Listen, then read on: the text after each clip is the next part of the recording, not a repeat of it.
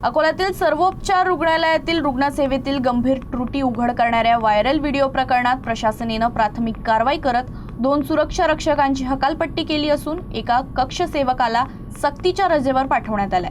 या पार्श्वभूमीवर अकोला पश्चिमचे आमदार साजिद खान पठाण यांनी रुग्णालय प्रशासनाची आढावा बैठक घेत संबंधितांवर कठोर कारवाईची मागणी केली। घटनेच्या दिवशी ड्युटीवर कोण होतं, शासकीय समाजसेवकांची भूमिका काय होती, तसेच वरिष्ठ डॉक्टर उपलब्ध असताना शिकाऊ डॉक्टरांकडून उपचार का केले जातात याबाबत त्यांनी स्पष्टीकरण मागितलं।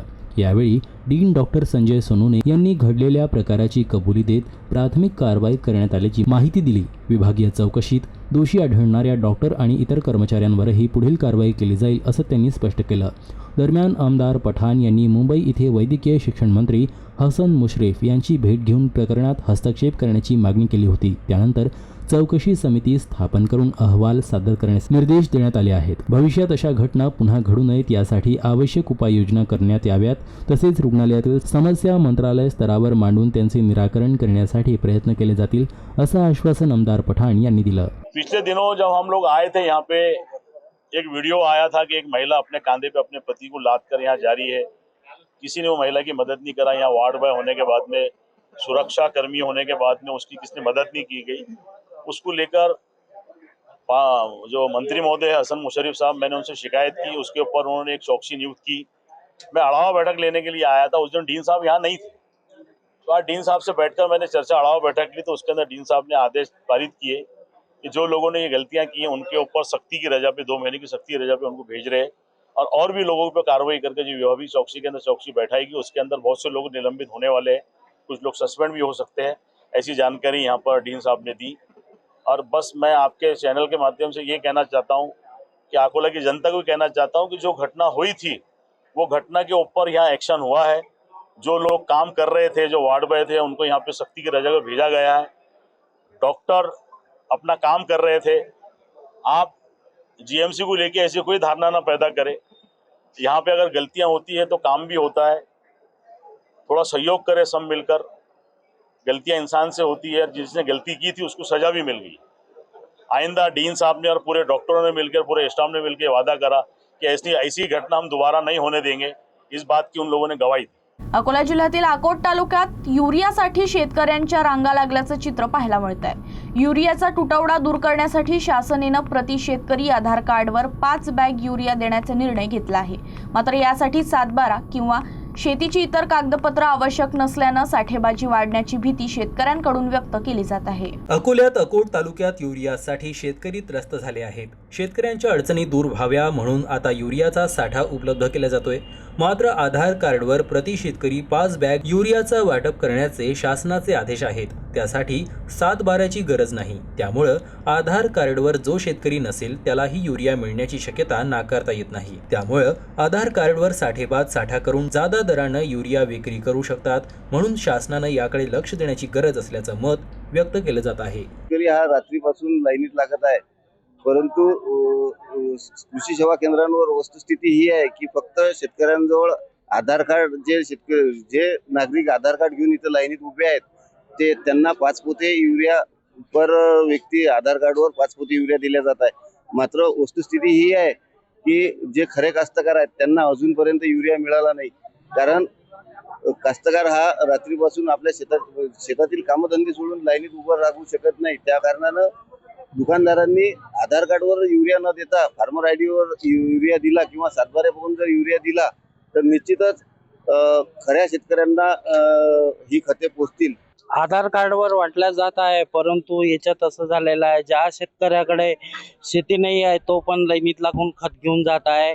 सकाळी 3 वाजतापासून लाईनीत लागत आहे शेतकरी वर्ग। शेतकरी कृषी विभागाने याच्यावर नियंत्रण ठेवावं, कारण की शेतकऱ्याकडे फार्मर आयडी आहे आणि 7/12 पण आहे। असे बरेचसे प्रूफ आहेत, रेशन कार्ड सुद्धा आहे। नुसतं आधार कार्डवर थोडीच एका कुटुंबातले 5 व्यक्ती सुद्धा शेती नसून लाईनीत लागू शकतात। सध्या युरिया खत अकोट तालुक्यामध्ये आज 515 मेट्रिक टन आलेला आहे NFL कंपनीचं। आपण प्रत्येक कृषी सेवा केंद्राच्या बाहेर बोर्ड लावून पारदर्शक पद्धतीने जेवढा साठा आलेला आहे तो लावत आहे आणि प्रति शेतकरी 5 बॅग याप्रमाणे वाटप करत आहोत सर्व शेतकऱ्यांना मिळण्याच्या दृष्टीने। त्यासाठी आपण कुपन पद्धत वापरत आहोत। तसंच शेतकऱ्यांनी घाबरून जाण्याचं कारण नाही, कारण आपल्याला उद्या सुद्धा RCF कंपनीचा 818 मेट्रिक टन युरिया उद्या अकोट तालुक्यामध्ये शहरी भागामध्ये तसेच ग्रामीण भागामध्ये उपलब्ध होणार आहे. त्यामुळे माझं सर्व शेतकऱ्यांना एक नम्र आवाहन आहे की कोणीही पॅनिक न होता आवश्यकतेनुसार खत खरेदी करावं. सगळ्यांना खत मिळून जाणार आहे. तसेच अजून नर्मदा बायोकेम यांची सुद्धा रेक लागणार आहे. जसं रेक येत आहे तसं आपण शेतकऱ्यांमध्ये खताचं वाटप करत आहोत. अकोला महानगरपालिकेनं 2026च्या जनगणना मोहिमेत उल्लेखनीय कामगिरी करत राज्यातील महापालिकांमध्ये दुसरा क्रमांक पटकावलाय. नियोजित वेळेपूर्वी जनगणनेचे काम पूर्ण केल्याबद्दल मनपा प्रशासनाचे कौतुक होत असून संबंधित अधिकारी आणि कर्मचाऱ्यांचा सत्कार करण्यात आला. महाराष्ट्रात सुरू असलेल्या जनगणना मोहिमेच्या पहिल्या टप्प्यात अकोला महानगरपालिकेनं उत्कृष्ट कामगिरी नोंदवली आहे. 1 मे ते 15 मे या कालावधीत स्वगणना मोहीम राबविण्यात आली होती. त्यानंतर 16 मे ते 14 जून दरम्यान प्रगणकांनी घरोघरी जाऊन माहिती संकलनाचं काम केलं. अंतिम मुदतीला अवघे 3 दिवस शिल्लक असतानाच अकोला मनपानं संपूर्ण काम पूर्ण करून राज्यातील महापालिकांमध्ये दुसरा क्रमांक पटकावला आहे. अकोला जिल्ह्यातील मूर्तिजापूर तालुक्यात सोनोरी गावाजवळ राष्ट्रीय महामार्गावर झालेल्या अपघातात एका 4चाकी वाहनाचं मोठ्या प्रमाणात नुकसान झालं.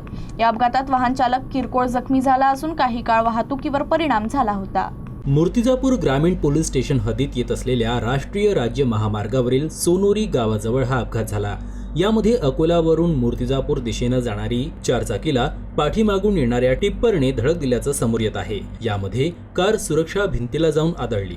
यामध्ये कारचं मोठ्या प्रमाणात नुकसान झालं असून कारमधील एक व्यक्ती किरकोळ जखमी झाली आहे. घटनेची माहिती मिळताच वीर भगतसिंग आपत्कालीन शोध व बचाव पथक कुरणखेड सदस्य शुभम कांडाळे घटनास्थळी अँब्युलन्स गाडी घेऊन हजर झाले होते. यावेळी पथकाचे वसीम खतीब, हर्षल देवरणकर यांनी मदत कार्य केलं. तसेच घटनेची माहिती मिळताच मूर्तिजापूर ग्रामीण पोलीस स्टेशनचे पोलीस कर्मचारी घटनास्थळी दाखल झाले. पुढील तपास सुरू आहे. अकोला जिल्ह्यातील मूर्तिजापूर इथं एका महिलेला व्हॉट्सअप व्हिडिओ कॉलद्वारे अश्लील कृत्य करून त्रास देणे, आक्षेपार्ह संदेश पाठवणे आणि AI तंत्रज्ञानाचा वापर करून बनावट व्हिडिओ तयार करून तिला व्हायरल करण्याची धमकी दिल्याची धक्कादायक घटना समोर आली. या प्रकरणी मूर्तिजापूर शहर पोलिसांनी एका युवकाविरोधात विविध कलमान्वये गुन्हा दाखल केला असून पुढील तपास सुरू आहे. डिजिटल तंत्रज्ञानाचा गैरवापर करून महिलांचा छळ करण्याच्या घटना वाढत असताना मूर्तिजापूर शहरात असेच एक गंभीर प्रकरण उघडकीस आले आहे. पोलिसांनी दिलेल्या माहितीनुसार टेलिफोन कॉलनी परिसरातील शेख मुजाहिद शेख अजीज याने संबंधित महिलेला वारंवार व्हॉट्सअप व्हिडिओ कॉल करून अश्लील वर्तन केलं. याशिवाय आरोपीनं फोन कॉल आणि आक्षेपार्ह संदेशांच्या माध्यमातून महिलेचा सातत्यानं छळ केल्याचा आरोप आहे. एवढंच नव्हे तर कृत्रिम बुद्धिमत्ता अर्थात AI तंत्रज्ञानाचा वापर करून बनावट व्हिडिओ तयार करणे आणि तो सोशल मीडियावर व्हायरल करण्याची धमकी दिल्याचंही तक्रारीत नमूद करण्यात आलंय. या प्रकरणामुळे संबंधित महिला मानसिक तणावाखाली गेल्यानंतर तिनं मूर्तिजापूर शहर पोलीस ठाण्यात तक्रार दाखल केली. महिलेच्या तक्रारीवरून पोलिसांनी आरोपीविरुद्ध गुन्हा दाखल केला. या प्रकरणाचा पुढील तपास मूर्तिजापूर शहर पोलीस करत आहे. अकोला कृषी उत्पन्न बाजार समिती इथं शेतकऱ्यांचे बियाणे शेतकऱ्यांसाठीच या संकल्पनेवर आधारित भव्य बियाणं महोत्सव 2026 उत्साहात पार पडलं. आमदार रणधीर सावरकर यांच्या अध्यक्षतेखाली आयोजित या महोत्सवात शेतकऱ्यांना प्रमाणित आणि गुणवत्तापूर्व बियाणांची उपलब्धता करून देण्यात आली. तालुका कृषी अधिकारी कार्यालय अकोला यांच्या वतीनं आयोजित करण्यात आलेल्या बियाणे महोत्सवाला शेतकऱ्यांचा उत्स्फूर्त प्रतिसाद मिळाला. उद्घाटन प्रसंगी बोलताना आमदार रणधीर सावरकर यांनी बियाणे हा शेतीचा आत्मा असल्याचं सांगितलं. शेतकऱ्यांना योग्य दरात योग्य वेळी दर्जेदार बियाणे उपलब्ध झाले तरच उत्पादन वाढून शेतकरी समृद्ध होईल असं ते म्हणाले. बोगस बियाण्यांमुळे शेतकऱ्यांचे मोठे नुकसान होत असल्यानं अशा प्रकारचे महोत्सव काळाची गरज असल्याचंही त्यांनी नमूद केलं. शासन शेतकऱ्यांच्या पाठीशी खंबीरपणे उभं असल्याचा विश्वास त्यांनी व्यक्त केला.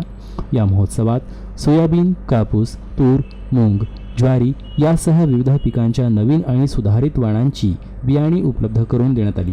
तसेच कोणत्या जमिनीसाठी कोणते वाण योग्य ठरेल, पेरणीची योग्य पद्धत, खत व्यवस्थापन आणि पीक नियोजन याबाबत कृषी विभागाच्या अधिकाऱ्यांनी शेतकऱ्यांना मोफत मार्गदर्शन केलं. शासकीय यंत्रणेमार्फत तपासणी केलेली आणि प्रमाणित बियाणे उपलब्ध झाल्यामुळे शेतकऱ्यांना बोगस बियाण्यांपासून दिलासा मिळाला. विविध शासकीय योजनांमधील बियाणे अनुदानाची माहितीही थेट शेतकऱ्यांपर्यंत पोहोचविण्यात आली. या कार्यक्रमाला तालुका कृषी अधिकारी, उपसभापती ज्ञानेश्वर महल्ले, संचालक राजेश बेले, अभिमन्यू वाकटे, वैभव माहोरे, भरत काळमेघ, दिनकर वाघ, अंबादास उमाळे, निळकंठ खेळकर, दिगांबर कावंडे, देवेंद्र देवर, दिवाकर चांदूरकर, विठ्ठल चतरकर, यांच्यासह अनेक मान्यवर आणि शेतकरी उपस्थित होते. खर्च कमी करण्यामध्ये ज्याच्यामध्ये टेक्नॉलॉजी नाही लागत असे बियाणं घरचं जर वापरलं थोडीफार प्रक्रिया करून तर आपण बऱ्यापैकी शेतीमधला खर्च कमी करू शकतो. मागच्या 3 वर्षापासून मान्य देवेंद्रजींच्या नेतृत्वात आपण हा प्रयोग अकोला जिल्ह्यात सुरू केला. घरचं बियाणं वापरायचं आणि त्याला प्रक्रिया करून वापरायचं जेणेकरून बुरशी किंवा अन्य रोग येणार नाहीत. खूप फायदा झाला. आज तुम्हाला सांगतो मी अकोला जिल्ह्यामध्ये सोयाबीनचं जे क्षेत्र आहे ते साधारणतः 2.25 लाख हेक्टर आहे. त्याच्यापैकी 45 ते 50% क्षेत्रावर लोक घरचं बियाणं वापरून हे करणार आहेत. म्हणजे तो जो एका एकराला साधारणतः 3,000 रुपयाचा खर्च जो होता बियाण्या कंपन्याकडून माल घेऊन घ्यायचा तो खर्च बऱ्यापैकी लोकांचा आपला. पण ते करत असताना त्याचं जर्मिनेशन कसं चेक करायचं आणि प्रक्रिया कशी करायची त्याच्या बाबतीत आज ही कार्यशाळाही आहे आणि अनेक चांगल्या म्हणजे व्हेरायटीजच्या चांगल्या बिल्डरनी तयार केलेल्या व्हेरायटीजचं FPO मार्फत शेतकऱ्यांमार्फत विक्रीचंही आपण दालन उपलब्ध करून दिलं. हा एक भाग. उद्या भारतीय जनता पक्षाच्या कार्यालयावर 12 वर्ष मोदींच्या कार्यकाळाला पूर्ण झाल्याबद्दल कार्यक्रम त्या कार्यक्रमामध्ये एक कार्यक्रम आहे नैसर्गिक शेतीबद्दल परिसंवाद. नैसर्गिक शेती शेतकऱ्यांनी करावी की नाही हा त्याचा निर्णय जरी असला तरी खरंच नैसर्गिक शेती काय आहे ती करण्याची कार्यपद्धती काय याबद्दल एक चांगला परिसंवाद आपण भाजप कार्यालयात ठेवला आहे.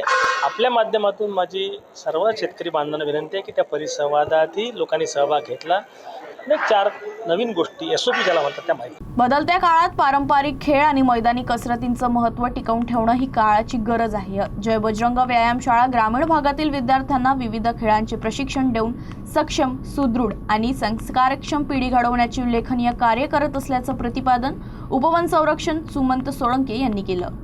जय बजरंग माध्यमिक व उच्च माध्यमिक विद्यालय, जय बजरंग व्यायामशाळा केंद्र कुंभारी आणि जिल्हा क्रीडा कार्यालय अकोला यांच्या संयुक्त विद्यमानं आयोजित 10 दिवसीय ग्रीष्मकालीन निवासी शिबिराचा समारोप उत्साहात पार पडला. यावेळी माध्यमिक उपशिक्षणाधिकाऱ्यांनी आपल्या मनोगतात जय बजरंग व्यायामशाळेच्या कार्याचं कौतुक करत विद्यार्थ्यांमध्ये शिस्त, संस्कार, संघभावना, सहकार्य आणि नेतृत्व गुण विकसित करण्यासाठी अशा शिबिरांची आवश्यकता अधोरेखित केली. मान्यवरांनी स्वर्गीय क्रीडा महर्षी तुकाराम बिडकर यांच्या कार्याचा गौरवपूर्ण उल्लेख केला. ग्रामीण भागातील युवक युवतींमध्ये शारीरिक तंदुरुस्ती, राष्ट्रीय भावना आणि क्रीडा संस्कार रुजविण्याच्या उद्देशानं त्यांनी व्यायामशाळेची स्थापना केली होती. त्यांच्या प्रेरणेतून अनेक खेळाडूंनी राज्य, राष्ट्रीय आणि आंतरराष्ट्रीय स्तरावर यश मिळवलंय. स्वर्गीय तुकाराम बिडकर यांच्या कार्याचा वारसा पुढे नेत संचालक प्रकाश बिडकर यांच्या मार्गदर्शनाखाली आयोजित या निवासी शिबिरात विद्यार्थ्यांना विविध क्रीडा प्रकारांचे प्रशिक्षण देण्यात आले. समारोप कार्यक्रमात विद्यार्थ्यांनी धनुर्विद्या, नेटबॉल, थ्रोबॉल, योगासने, लेझिम, मलखांब आणि लाठी काठी यासह रूप मलखांब, सायकल मलखांब, योग प्राणायाम, कवायत आणि झुंबा डान्स यासह विविध खेळांचे आकर्षक आणि थरारक प्रात्यक्षिक सादर केलं. विद्यार्थ्यांच्या उत्कृष्ट सादरीकरणाने उपस्थितांची मनं जिंकली. कार्यक्रमाच्या अध्यक्षस्थानी संस्थेचे अध्यक्ष नारायण गावंडे होते. यावेळी क्रीडा उपसंचालक गणेश जाधव, संचालक प्रकाश बिडकर, जिल्हा प्रमुख गजाननराव म्हैसने, चंद्रभान अतकरे, सदानंद जाधव, श्रीकृष्ण बिडकर, शत्रुघ्न बिडकर, बाळासाहेब अतकरे, श्रावण नाटकर यांच्यासह अनेक मान्यवर उपस्थित होते. ग्रामीण भागातील विद्यार्थ्यांमधून राष्ट्रीय दर्जाचे खेळाडू घडविण्याचे कार्य या शिबिराच्या माध्यमातून सातत्यानं सुरू असून या उपक्रमाचं सर्व स्तरातून कौतुक होत आहे. 1 जुलै 1977 स्थापन झालेली जय बजरंग व्यायामशाळा केंद्र कुंभारी स्वर्गीय तुकाराम बिडकरांनी ही जी व्यायामशाळा सुरू केली त्याचा मुख्य उद्देशच होता ग्रामीण आदिवासी भागातील विद्यार्थ्यांना आत्मसंरक्षण प्रशिक्षण मिळावं आणि या दृष्टीने सुरू केल्यानंतर तब्बल 20 वर्षानंतर हे शिबिर या जय बजरंग व्यायामशाळेच्या परिसरामध्ये आज घेतलेलं आहे.